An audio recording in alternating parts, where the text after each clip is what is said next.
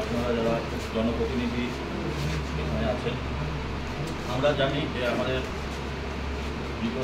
গতকালকে খুব একটা দুঃখজনক ঘটনা আমাদের এলাকাতে ঘটে যায় এবং অনেক চেষ্টা সত্ত্বেও এই ঘটনাটিকে কোনোভাবে এড়ানো সম্ভব হয় না। সেক্ষেত্রে আমাদের দুজন মানুষকে আমরা হারিয়ে ফেলি। আমাদের সরকারি যে নিয়ম অনুসারে যে সরকারি অনুদানের রেডি করে আনতে পেরেছি এবং ওনাদের হাতে আমরা তাড়াতাড়ি তুলে দিতে চাই, যাতে করে ওনাদের যে একটা আর্থিকভাবে তারা কিছুটা স্বনির্ভর হতে পারে। আমাদের এখানে মধ্যে আমাদের উপস্থিত আছেন এখন মনিকা দাস।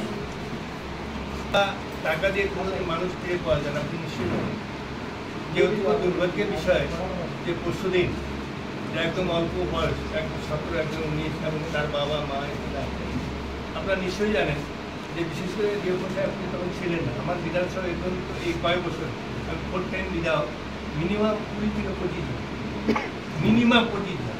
2010 সালের প্রথম প্রতি বছর নিশ্চয়ই জানেন আগে একজন স্টুডেন্ট ছাত্র পরীক্ষা দিতে আছে, মা আছে, কী করে বুঝাবো। নিশ্চয়ই যেটা আজকে প্রশাসনিক আমাদের এর আগে ছিল 2 লক্ষ টাকা করে দিতে হবে, কিন্তু এখন আমাদের মুখ্যমন্ত্রী মমতা ব্যানার্জি সেটাকে বাড়িয়ে 5 লক্ষ টাকা আপনাদের দেবেন। পাশাপাশি আপনাদের পরিবারে একজন করে চাকরিরও ব্যবস্থা করতে হবে। কাজে আপনাদের পরজোরে আবেদন এই টাকা দিয়ে কিন্তু পাওয়া যাবে না, তাই না? কী করবো, কী বুঝাবো, সব উপরওয়ালার ব্যাপার, ভাগ্যের, তাই না? দুঃখ করবেন না। নিশ্চয়ই আমাদের ডিওপি সাহেব আছেন, আমরা এরা সবাই প্রধান সবাই আছে, আপনাদের পিছনে আমরা আছি, সবসময় থাকি, ঠিক আছে?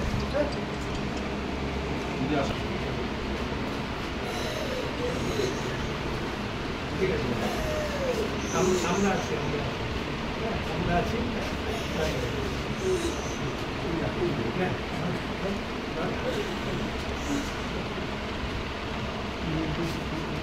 আমরা আছি পুজো, হ্যাঁ রঞ্জিত পোষণ।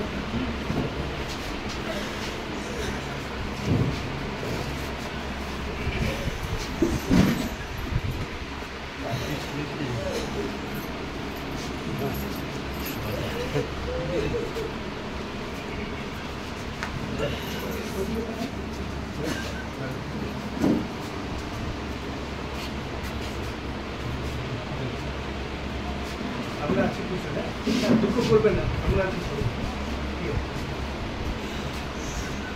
পরবর্তী থাকে না